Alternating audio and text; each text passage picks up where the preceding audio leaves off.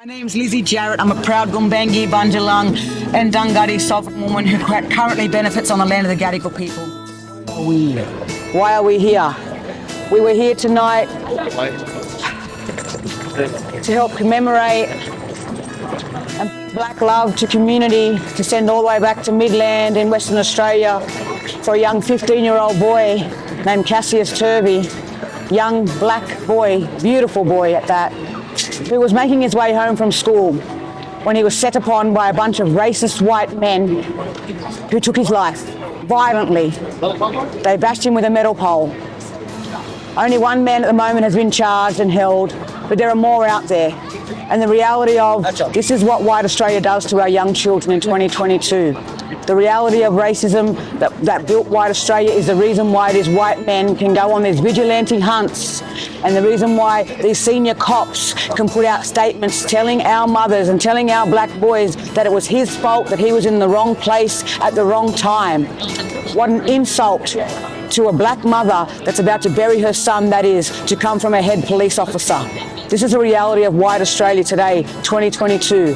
Racism is still putrid through every single intricacy, through the institutions, through the universities, through the mass incarcerations of our men, through the how many hundreds of our missing women that are never found, that are never talked about, that are never put on any sort of platform of mainstream news or media, because the reality is it's white Australia. So our black people, we don't get the platforms, we don't get our voices heard. So we are here tonight, and I am here tonight on behalf of family to be a voice for the voiceless, to understand that we will not be silent, we will not go away. This is our land. Our children, there is no chance of our children being in the wrong place all the wrong time on their own country. And what happens is to know that a young 15-year-old boy dressed in his school uniform was set upon and violently killed, and the nation went silent. His mother wrote a statement and told the world she was not interviewed properly. They'd never taken a statement from his own mother. They never took a statement from that young boy while he still could talk and while he still could identify his attackers. And yeah, so just me being a black mother, I need to make sure that my voice is echoed to be the volume for the voices that are not heard. And it's my prerogative to stand here with you today, brother, and make sure that, you know, whoever's watching this understands this is Australia, 2022. And this was what we call a modern day lynching of our young, beautiful boy who now has to be laid to rest. What rest does his family get when they put him to the ground? There is no rest. They have to go through a murder trial. And we've seen and seen and seen. We've had so many names like spoken today. TJ Hickey, Elijah Doherty, Jai Wright. We've had so many and so many young, beautiful black boys who've been chased down by police, by vigilantes and killed, and no justice has been served. Can you believe in 2022, Indigenous people of this land is still going through these things? Well, I can believe it because I live it every day, sadly. But yeah, it should be unbelievable. It should be out there that people are going to support us and say enough is enough. I raised 3 young black men, my sons, and every day I have fear, true fear of that could be them next. Every day I have to tell my boys how to walk and talk in this society to make sure they come home alive to their mother. And that's something that we should not have to do as original sovereigns of this land. It's 200 50 years since the first boats came, and the first thing they did was set upon our young black boys with violence. And today we stand here, and the ripple effect and the repercussions, it's absolutely deplorable and disgusting to know that Australia can call itself the lucky country to the whiter world. Come to Australia for the good life. What about our livelihood? What about our humanity when we are not welcomed? Where can we go? Where can the Indigenous people of Australia, or what they call white Australia, run to for salvation? We can't run anywhere.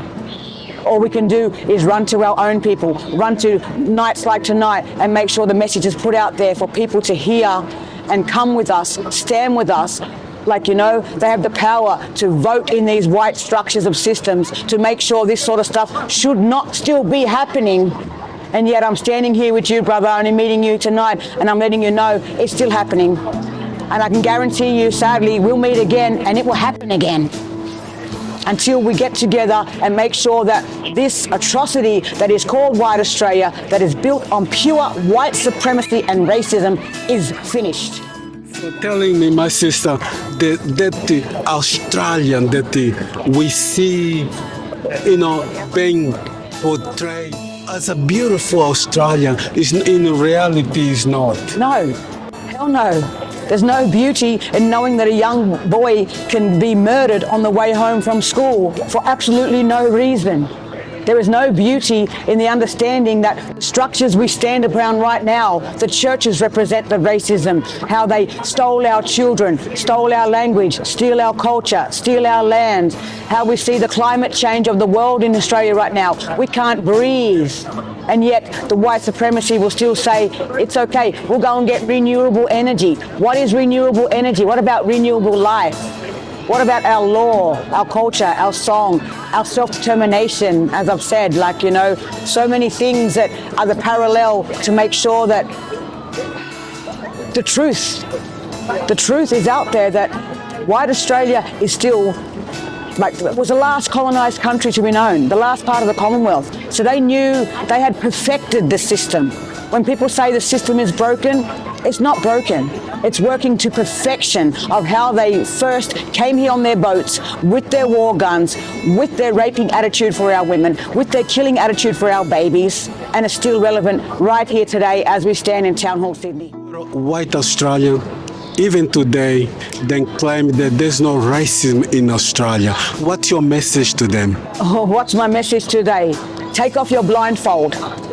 Open your heart, open your eyes, hear my words of truth. Go and check on the brown people in your neighborhood. Ask them, because a white person cannot dictate what racism is while they sit on top of the structure. There is no truth in that. White people need to take a step back. Take a step back. Put yourself for 1 microsecond in our shoes, in our community, in our lives, and see, and then try and come and tell me there's no racism here. Wow, my sister, you nail it. And you know what, my sister? 100% I agree with you. I agree with you. And I'm especially what you said is true, and it is said. In 2022, I mean, we should never hear those words anymore. This is your land. This is your country. Yeah, I know. You know what I mean? And this is not the first time I've stood here in this Town Hall Square. We stand here once a month for the same fight, for the same struggle, for multiple families, for multiple countries. Like, this is a continent, not a country. Australia is what I call a stolen commodity, which makes its money off black blood.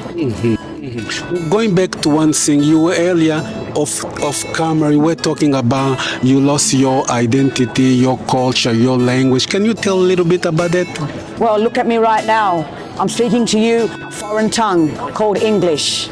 I'm wearing clothing that was not meant to be put up on my body. I'm breathing toxins, and we are standing on concrete. We are standing in front of a church that supports pedophilia, racism, rape, stolen wealth. There is nothing glorious about being an Australian until you understand what being the real First Nations are. When you know and get to walk and talk with us, that's when your heart will open. That's when your mind will be blown apart with the reality of how you benefit while you walk this land, and how you should turn it around and make sure that we don't have to stand here and protest. We don't have to stand here with our children in fear of being killed on their way home from school. We deserve to be treated with humanity, respect, love, loyalty, just as every other person is told to come here and have that glorious life. But yet they come here and they forget, what about our lives? What about the structures, or actually what they call construction, the destruction that we stand upon? So I'm here to make sure my voice is here to dismantle this system, to be a voice, to make sure that I will speak out of injustice until my last breath. I will walk with families, I will talk for families, and I will make sure the message of black love is shown to our children, to our elders, to our communities. And I hope to God that, tonight, as you saw, there were a lot of people here that weren't First Nations. There was a lot of non-Indigenous people here that shed tears, that shed anger.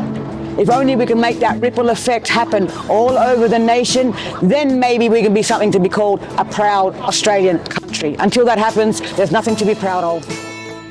Oh, blow me away, my sister. And you just mentioned being proud Australian. I know that Australian Day celebration is coming up. And can you tell me what Indigenous people don't celebrate that day? How can you celebrate the first day that took away our first babies, our first men, our first women?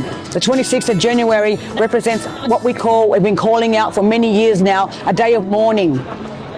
It was a day that the boats first came here and massacred us. They would put our babies in the sand with their heads out of the sand and use horses to kick their heads off as sport. And this is only 200 years ago. This is not 5,000 years ago when they tell you it's before their time, get over it. This is only 7 generations, 8 generations ago of understanding of how our babies were put in sand pits and had their heads kicked off by horses. Now you fast forward today, our babies are walking home from school and they're being murdered by violent white men who think it's okay because it's white Australia. We have the right to go and be a vigilante and seek out the injustice that they call justice, which is killing our babies. Wow, those things you only hear on Reconnecting Africa. You won't hear this on channel 7, 10 or 9. Then one be here, I'll tell you. And this is true. And for you who's just joining, please, this is Reconnecting Africa, all about Indigenous struggle throughout the world. The Indigenous people of Australia are struggling. And this is 2022. Young people are still being killed.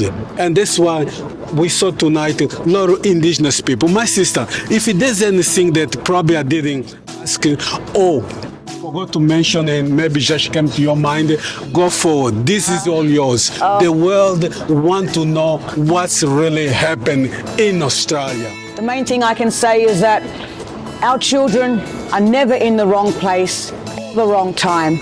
And I ask everyone out there to please promote, please share, and please be aware that white Australia is still benefiting on the murder of myself, my children. We have a cultural benefit that we call, you touch one of our babies, you touch them all. So I'm here tonight to be a volume to the voice of a beautiful mother that sits right across the other side of this continent in WA, who has to now bury her 15-year-old boy. Her 15-year-old innocent, beautiful child now has to be buried. So I'm here to make sure that anyone who's listening, make sure you're aware of this. Share this story and get it out there. And don't leave this mother to be another statistic of a long line and longest line of mothers that are still crying for justice for as long as I've been born and before I was born. Wow. And all this happened in Australia. Yeah, this is how Australia was founded.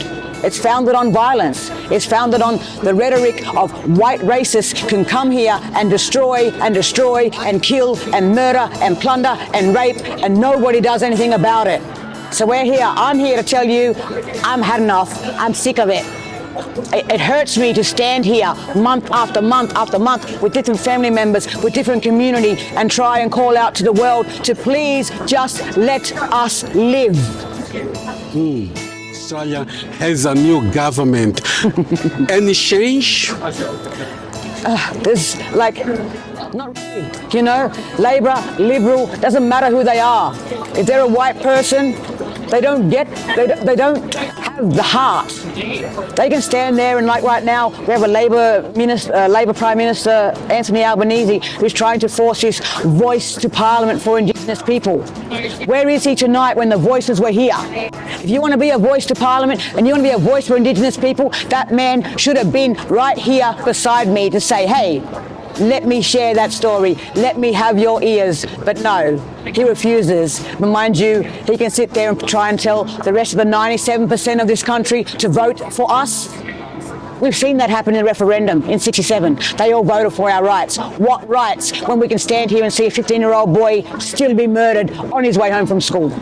Well, what's your message for those Indigenous people that probably still not fully on this cause? Message for Indigenous people that aren't quite woke yet and ain't with the cause, we're here for you. We are here. Come find us. We know you're struggling. We know you're hurting. We feel the pain and we know you feel it. So come, reach out, join us, be with us, be proud of who you are, connect to your culture, connect to your song lines, reach out, find your language, find your people, because we are here and we're not going away, and this will not be the end of the ends.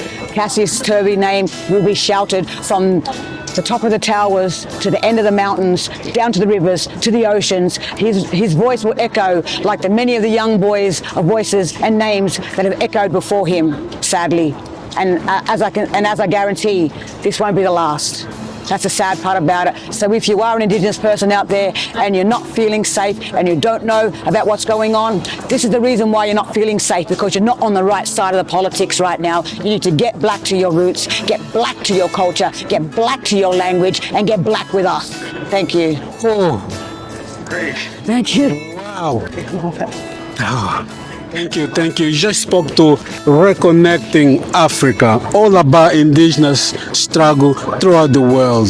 So if you just join us, subscribe, like, comment, get involved. Thank you so much.